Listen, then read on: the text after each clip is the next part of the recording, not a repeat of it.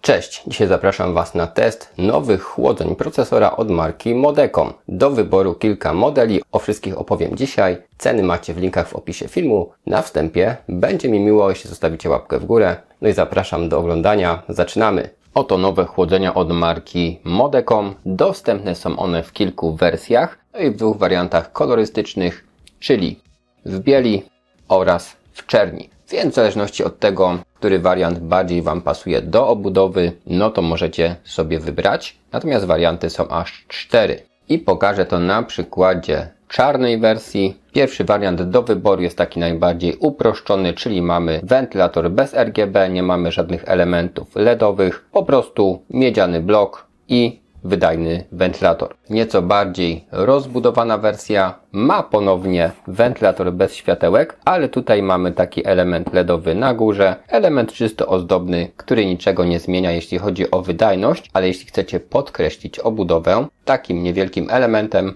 no to też jest ciekawa opcja. Następnie wariant, gdzie mam już wentylator z ARGB, czyli jeśli na przykład połączymy z wentylatorami obudowy, no to wszystko będzie działać razem zsynchronizowane i mamy tutaj także element LEDowy na górze. No i czwarty wariant, który jest najbardziej rozbudowany, wentylator z RGB, element LEDowy oraz czytelny, duży wyświetlacz pokazujący temperaturę procesora i prędkość obrotową wentylatora. Tak więc mamy 4 rurki cieplne, wentylator o średnicy 120 mm z PWM, a on 25 mm grubości. Zakres prędkości to od 600 do 2000 obrotów. Łożyska wytrzymują 100 000 godzin pracy. I możecie sobie rzucić okiem na kompatybilność. Odnośnie poziomu hałasu, faktycznie tutaj założenie tego chłodzenia nie podniosło odczuwalnie poziomu hałasu w obudowie i w zestawie z każdym wentylatorem mamy instrukcję montażu na AMD i na Intela.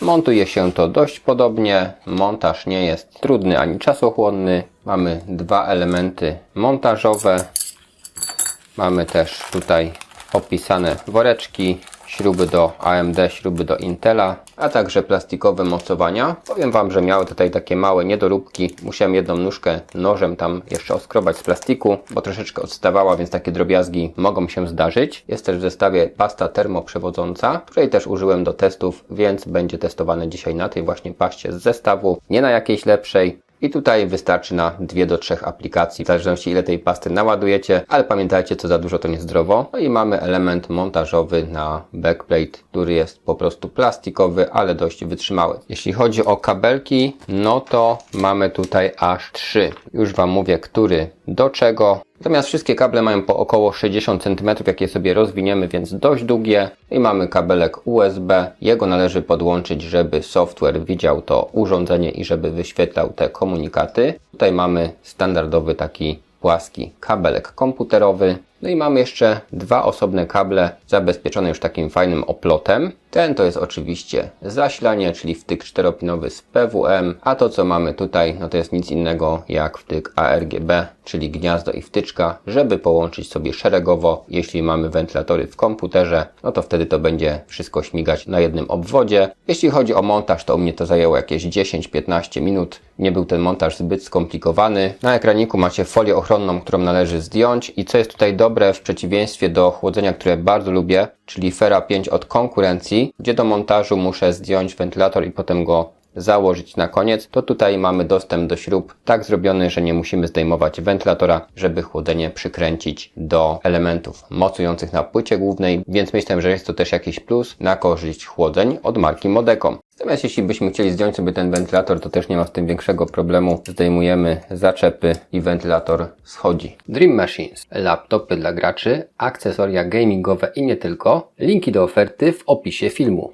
No i teraz najważniejsze, czyli wyniki testów. Zaczniemy od poziomu hałasu. I tutaj jeśli chodzi o spoczynek, czyli niskie obciążenie komputera, to cała obudowa, jak i to chłodzenie nie były za bardzo słyszalne. Bardzo delikatny szum.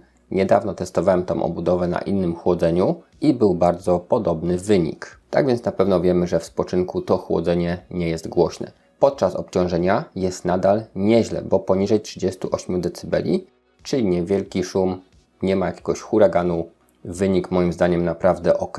Natomiast na testowanym procesorze nie udało mi się, nawet obciążając w 100% w programie OCCT, wejść na pełne obroty wentylatora. Dlatego prawdopodobnie to ochłodzenie może być troszkę głośniejsze, ale nie było potrzeby przy używanym procesorze, żeby ono się jakoś bardziej rozkręcało. No i teraz płynnie przechodzimy do temperatur, które również wypadły jak na tradycyjne chłodzenie powietrzne, które przy okazji nie kosztuje zbyt wiele, całkiem przyzwoicie. W spoczynku było to na ogół 30-35 stopni do 40 podczas obciążenia, na przykład dłuższych sesji gier, raczej dużo nie przekraczało 50 stopni, czyli można powiedzieć, że procesor był cały czas wydajnie chłodzony.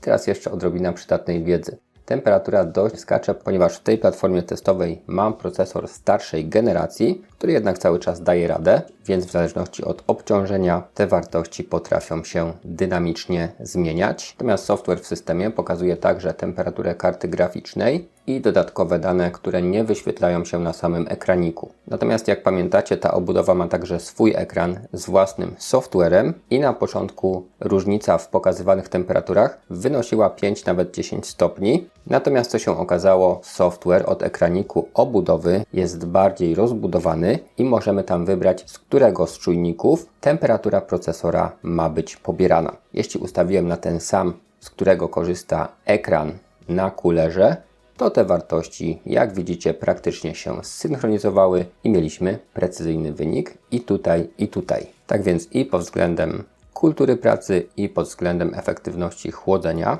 moim zdaniem wyszło tutaj naprawdę dobrze.